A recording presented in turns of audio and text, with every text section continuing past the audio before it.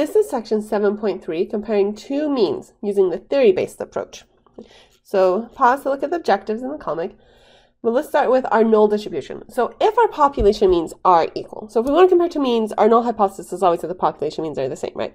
So we're saying if the population means are equal, if the null is true, then all the possible differences in sample means will have a null distribution with a shape that should be normal, okay, if both of the populations are normal or both sample sizes are at least 20 and the data isn't too skewed.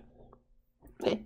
The mean of all of those differences in your sample means will be 0, and the standard deviation of all of those differences in the sample means will be equal to this nasty looking formula. Okay, basically you just take each of the standard deviations for the population, square them, divide by sample size, add them together, take the square.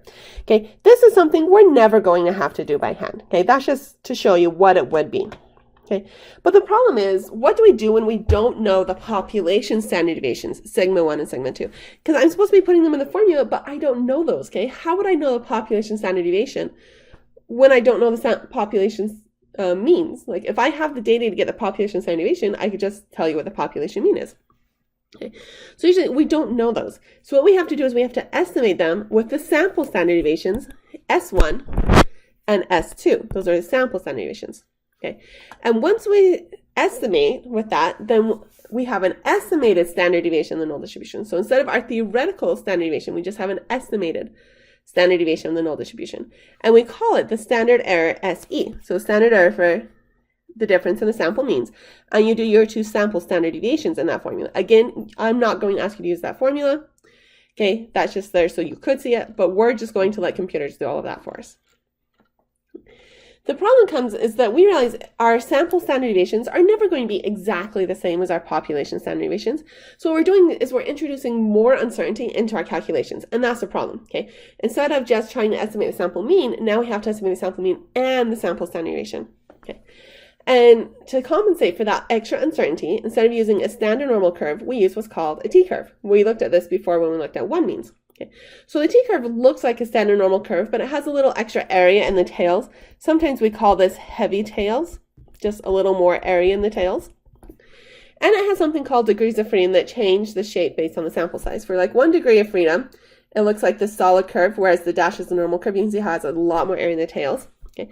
By the time we get to 10 degrees of freedom, you can see the t-curve, the solid one, does have a little bit more area, but it's hard to tell the difference.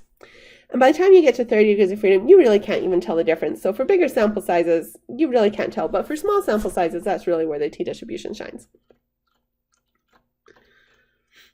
So the theory-based method, we can use this if both populations are symmetric. Or, now when it says both populations are symmetric, we don't usually have the population data. So maybe it would tell you that it's symmetric or that it's normal. Okay, but really as long as it was at least fairly symmetric, okay, it would work if both populations are fairly symmetric, but we don't have the population data, so really we're going to be focusing on this one, that we need both sample sizes to be at least 20 and the sample data isn't too skewed. It can be a little bit skewed, you just don't want it super skewed. Now for our confidence intervals, our general format has been statistic plus or minus the multiplier times the standard error of the statistic. So if we're talking about our difference in our means, we're going to take the difference in our sample means plus or minus t star, which is some multiplier that we're never going to find, we're going to let the applet do it for us, times the standard error of our statistic, which is the difference in the sample means. The standardized statistic is our statistic minus the mean of the null distribution over SD of the null distribution. So our statistic is this difference in the sample means. Now, the mean of the null distribution, we said if the population means are equal, the mean of all those different sample means should be 0. So we could just automatically put in a 0. And now notice here, I had written Z. The general format for all of our standardized statistics has always been Z equals our statistic, etc. But the problem is, I don't know the standard deviation of the null distribution. I have to estimate it with the standard error. So that's my estimate. And because we're doing means and we have to use a standard error, we change it to a t, standardized statistic. Formula is exactly the same. It's just because we have to use a t distribution, so we are picky enough to say, let's call it a t statistic. Formula, again, exactly the same. Okay, and the significance test is called a two-sample t-test for means. Now note that if the sample size is big enough to meet the validity conditions, we can actually choose whether we want the theory-based approach or the simulation approach. There isn't a reason that we have to do one or the other, okay? But if the sample size is too small to meet the validity conditions, we can only use simulation. So for small sample sizes, or maybe something's really skewed, we do simulation. As long as our sample size is big enough, though, you can choose, and one's not better than the other. You will find that the theory-based approaches are much more common in journals. So if you were submitting your work to a journal, they probably want you to use the theory-based as long as your sample size was big enough to actually make it work. So let's continue looking at the walking distances of elephants from a previous example. So we had Asian elephants, we had our sample size, sample mean, sample standard deviations for both groups. And we were doing the mean of Asian minus African. Our null is that that difference is equal to 0 for our population means. And the alternative is our population means the difference is not 0. So are the validity conditions met to use the theory-based approach? So you need to check, are my sample sizes at least 20? So are both sample sizes at least 20? So look at your sample sizes. We have 23 and 33. Yes, and we need to check not too skewed. Sometimes it will tell me, and sometimes it won't. Okay. So if it didn't tell you, you'd have to actually go look at the data. So to do that, we're going to open up our data set. So here's the data set. I'm going to do a Control-A to select it all, and I'm going to copy it. Then I come to my applets. So this is a theory-based approach, or if you don't know if you want to use a theory-based approach, you can still put it in here to look at the data, or you could go look at it in descriptive statistics. I need to go to two means, and I need to click on paste data. Make sure you click both of these. So my data set, if you look at the data set, it does have headers, and it tells you like the response variable, and then it tells you the explanatory variable. They're both on the same line, so that's what these applets call stacked data. So click all three, clear what's in here, paste your data, click use data. Sometimes this applet is a little finicky. I noticed on this one, we did have the value and then the group, but I found if I just click this twice, then it worked. I don't know why, that's what we started with, but try clicking the value group twice if yours isn't working. Okay. And now it will give me these nice dot plots, and I can tell that this is not too skewed. This one is skewed. Now, if you were in a more advanced class, I'd say maybe you should worry about what that one outlier is. But for our purposes right now, let's pretend that it didn't have this one outlier and say that we could use it. Okay. If you're in a more advanced class, we would talk about what to do with that outlier. So our question is it not too skewed? Yes, if we ignore the outlier. Okay. And so our validity conditions are met. We can use the theory-based. So it is the eyesight applet. You go to calculators and theory-based inference. So let's come back and look at a few more things. Okay, you can see right here that once I put it in, it gives me my summary information, which is really nice. So I've highlighted this on your notes. You can see for the Asians there are 23 elephants, African 33 elephants. Then you can come over here and look, and it's doing group 1 minus group 2. Okay, you have to check to see which information you put in group 1 and group 2. Make sure that's the order that you wanted. We wanted Asian minus African. You could click on that button and it will switch the order if you want to switch your groups. Okay. Then you can do tests of significance. And let's go back to look at what were our hypotheses. We were looking at a not equal to hypothesis. So I want to make sure I put in a not equal to hypothesis. It's just equal to 0 as our default. And when I click calculate, and one of the things that I want to point out is always click use data. Lots of times I forget to click that in between problems, and you have to click calculate. Okay. Now it will tell you a standardized statistic. It will tell you degrees of freedom, which we don't need in this class. That is something more advanced. And it will tell you your p-value. You can also click on confidence interval to get different confidence intervals. So when we ask, what is the statistic? That's the difference in your sample means. So the difference in our Asian sample mean minus the sample mean of our African is equal to, and it will calculate it for you right there, negative 0.14. So now let's find and interpret each of the following. So our standardized statistic is t equals negative 0.19. So what does that mean? That means something like the difference in our sample means is about 0.19 standard deviations below 0. Okay.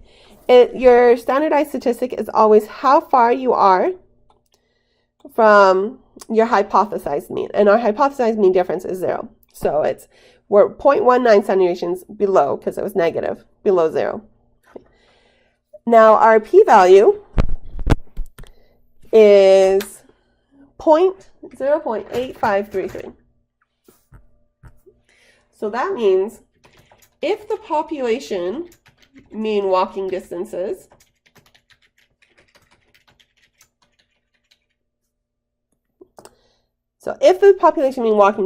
are the same, then there's an 85.33% chance that we would get such a big difference in our not population means, in our sample means is what I meant to type there,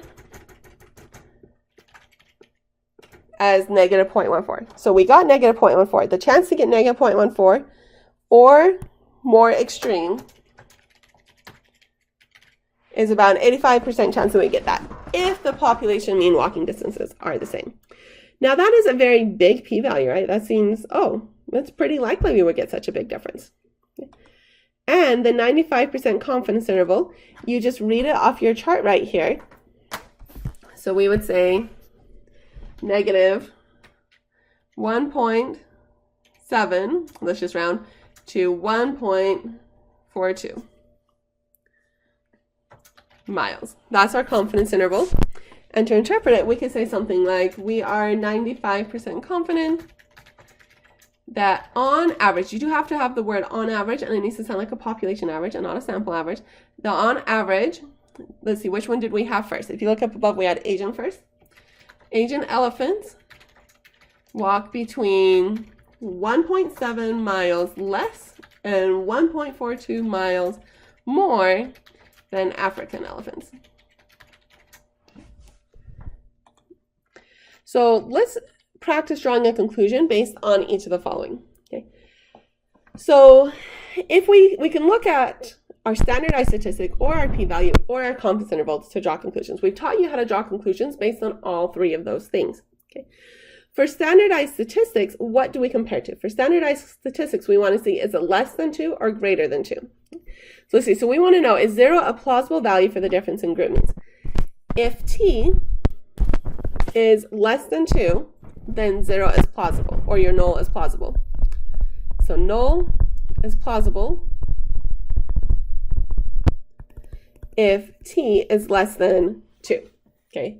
Or between negative 2 and positive 2. Let's fix that. So negative 2 is less than t is less than positive 2. So in this case, negative 0.19, that's between negative 2 and 2. So 0 is plausible. That was our null value for comparing two means. So if 0 is plausible, do we have evidence that they walk different amounts? No. Okay, 0 is plausible, so no evidence that they walk different amounts. What about a p-value? A p-value of 0.8533, that's a big p-value. So that means 0 is plausible. Okay, and that means we don't have evidence that they walk different amounts.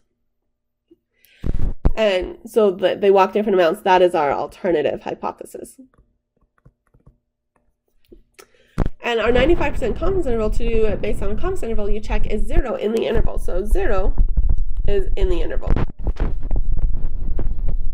So 0 is plausible. So no, we don't have evidence of different amounts. So now we want to find some different confidence intervals for 90% and 99%. To do that, we're just going to come back to our applet. We click on confidence interval and we just change what we want. So 90%, and you calculate it. So we're negative 1.44 to 1.15. And if I wanted a 99%, well, that's pretty simple. You just put a 99% instead and calculate. And so we're from negative 2.24 to 1.96. So let's come back and record that. So we go from negative 1.44 to 1.15 and negative 2.24 to 1.96. So which confidence interval gives you the widest interval? We have 95% here, 90%, 99%. The widest one is at 99%. Because we know that in general, higher confidence levels come from wider intervals. Or how about we say come from making wider intervals. So the only way to become more confident is to make your interval wider. So 99% is always going to be the widest. But let's see. Now what happens if both sample sizes had been 100 instead? So instead of sample sizes of 23 and 33, if I remember right, okay, what if they'd been 100? Okay, so what happens to a p-value? Well, we know that bigger sample sizes have less variability in the possible statistics, so they have smaller p-values. Okay. Bigger sample sizes just always mean smaller p-values. And what would happen to the confidence interval? Well, we know that bigger sample sizes have narrower confidence intervals. That's something we've gone over quite a few times. And you can see it here. I put in, to the alpha, I put in 100 into both sample sizes. And you can see that my test statistic was farther from 0. My p-value was smaller. And my confidence interval became narrower. So I think I didn't ask you that, but let's ask you, what happens to the test statistic? Our test statistic becomes farther from 0. Okay. Because if you change your sample size, you get to a bigger sample size, you get farther out in the tails. That means your test statistic gets farther from 0. Your p-value gets smaller. Let's see, and impacts on confidence interval width, let's just summarize here. Larger confidence levels mean wider confidence intervals, and larger sample sizes mean narrower confidence. So here's a different example. Do women tend to have more close friends than men? So data are responses from 2004 General Social Survey. The question was, from time to time, most people discuss important matters with other people. Looking back over the last 6 months, who are the people with whom you discuss matters important to you? Just tell me their first names or initials, and then they counted the number of names that they listed. So here's the summary statistics I pasted in for you. Let's figure out our hypotheses. The null hypothesis would be that the population means are always equal to 0. Okay, it's always equal to 0 for our null. For the alternative, let's see, which one do we suspect is more? It says, do women tend to have more? So we suspect women are better. So we think that the mean for women should be greater than the mean for men. Okay. So if we look at the difference, that should be greater than 0. So we want to use the theory-based inference. I come back to the applet and I just want to clear everything out. I don't want to paste data. Okay. And I put in all of the summary information.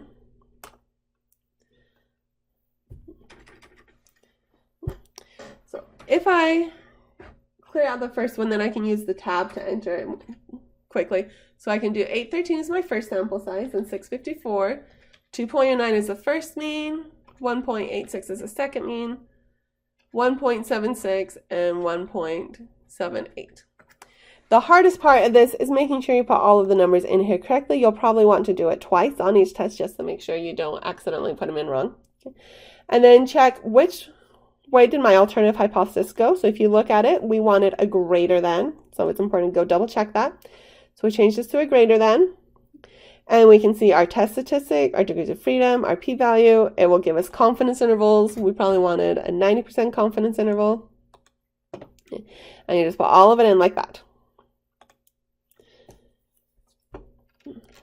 So let's come back and interpret. So what is the actual statistic? It's the difference in our sample mean. So the sample mean for women minus the sample mean for men was 0.23. That's what I read right there. Or you could calculate it by hand if you wanted to. And find and interpret each of the following. Well, our standardized statistic is t equals 2.47. And what does that mean to us? That means that our difference in sample means of 0.23, that was our actual difference in sample means, was 2.47 standard deviations above 0. So we were actually over 2 standard deviations away from 0. I'm starting to think that's probably going to be surprising. Now let's look at our p-value. So our p-value is 0.0068. And what that means is if our null hypothesis is true, okay, or the population means are the same, there is only a 0.68% chance that we would see such a big difference in our sample means of 0.23 or more. And that doesn't seem very likely at all, something with only a 0.68% chance. Now, you don't have to change it to percentage, it just sounds better to us as humans. Okay.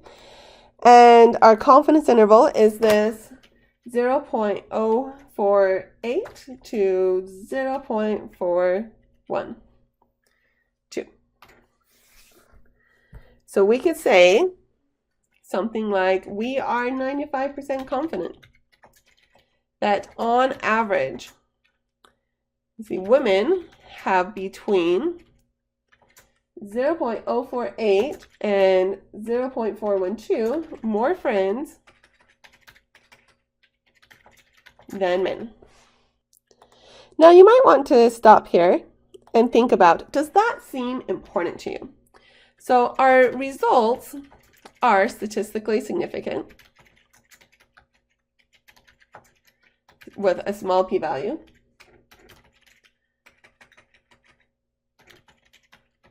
So that means we are statistically sure that there is a difference. Now, when I say sure, we haven't proven exactly. We could always be wrong. There's like a 0.068% chance that this could have just happened. Okay, but we're pretty sure that there is a difference. But is it a practically significant difference? Okay, does having 0.048 to 0.412 more friends matter to you practically in real life? Okay, I would say probably not. That seems like it's fairly small, so it might be statistically significant, but maybe not practically significant. Now let's draw a conclusion based on each of the following again. Okay, so for our standardized statistics, we want to look at each one and say, is 0 plausible? And then do we have evidence that on average women have more friends than men? So this is the alternative hypothesis.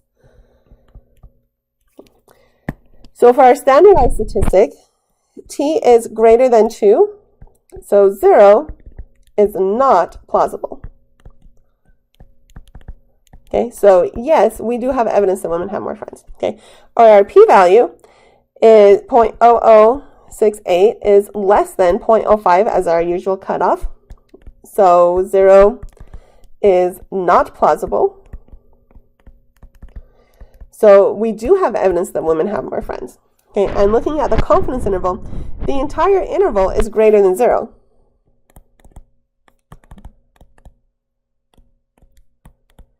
So 0 is not in the interval. So 0 is not plausible. So we would have evidence for the alternative. Now, on the test, I could give you just the standardized statistic and say, well, do you have evidence for the alternative? Or I can give you just the p-value or just the confidence interval.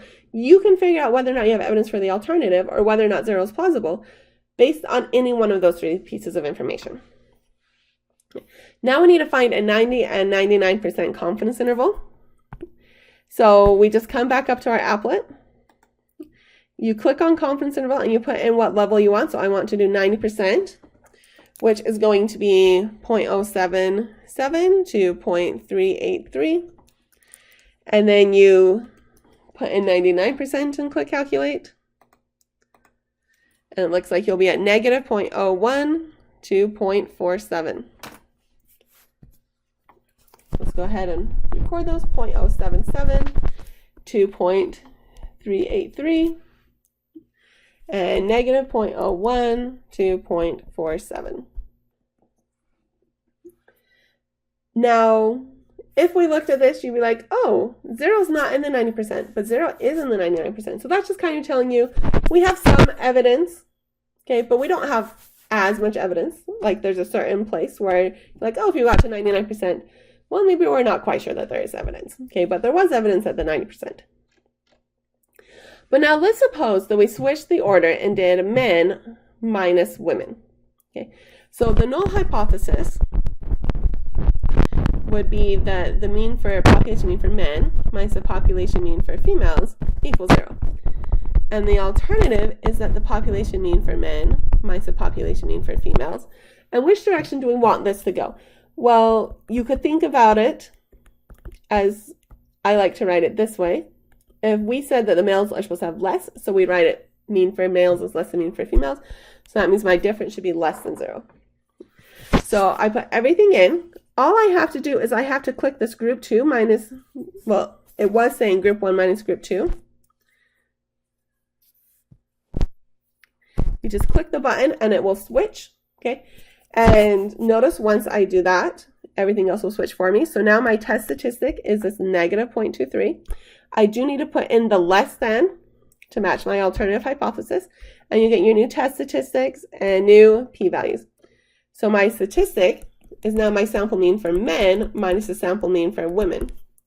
So negative 0.23. And my standardized statistic is t equals negative 2.47.